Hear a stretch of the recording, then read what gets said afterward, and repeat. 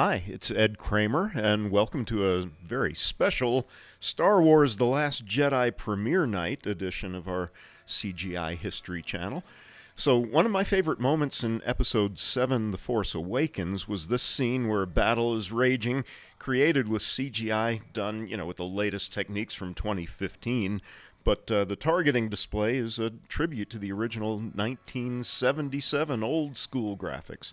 So last year I interviewed Teitzell and John Wash, the artists who created those original images. That was part of my Wizards of Hollywood book and documentary research. And this week I'm going to share a little of that interview with you guys. So enjoy. And I'll be first in line with my 15-year-old son Jeremy for The Last Jedi. See you there, and see you next week. There you go. Okay. Wow. Well, look at that. Here we all are. When George was doing prep on the movie, we were all working at a company called Universal Commercial Industrial Films. Jay and I worked mainly as editors and animators there. George asked Hal about animators, and my name got in front of him. I went down for a really interesting, he was at this little office on Seward Street in Hollywood. Talked to him for, maybe half an hour about what he wanted to do. And this all involved mainly the trench and the journey, the graphic journey down the trench. We weren't going to use any kind of computer technology at all because it didn't exist. Yeah. Nothing within our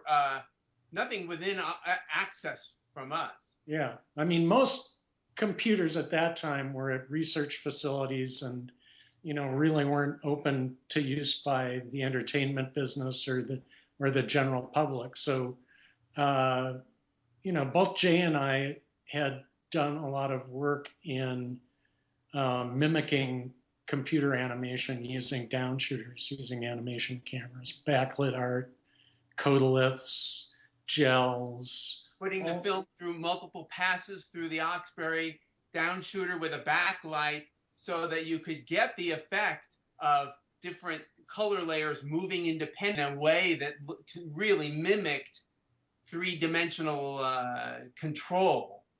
We had no choice. We knew that the idea was to mimic, like all of this stuff was being displayed by the machines of either the Empire or the Rebellion. So it was clearly, the idea was computer graphics I'm not even sure the term existed. Have you guys seen the new Star Wars movie? Yes. I haven't seen it yet. I'm going to see it tomorrow. You're kidding. The Millennium Falcon is in it, and they use the Millennium Falcon's gun.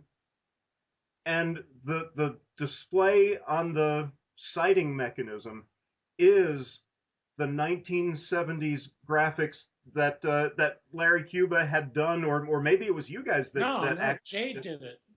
Oh, that was actually Jay's work. The panels that kind of go like that. Absolutely. Don't tell me they must have like updated it in some way, shape. They might have redone it, but if they redid it, it's like totally identical to your original animation. Somebody immediately, like on the December 17th, contacted me and said, "You're not going to believe this." Yeah. Oh, okay, good. So you already knew about that. I just used a rapidograph and straight edge to draw.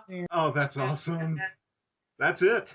And then those are dry transfer arrowheads just being animated through the frame using the Oxbury. So you could draw a beautiful freeform move and just strike off little tick marks along the curve, and then ask the animator to stop at each point for one frame, and then you get a wonderful sense of motion. That was the only way we could do it. We didn't have computer control.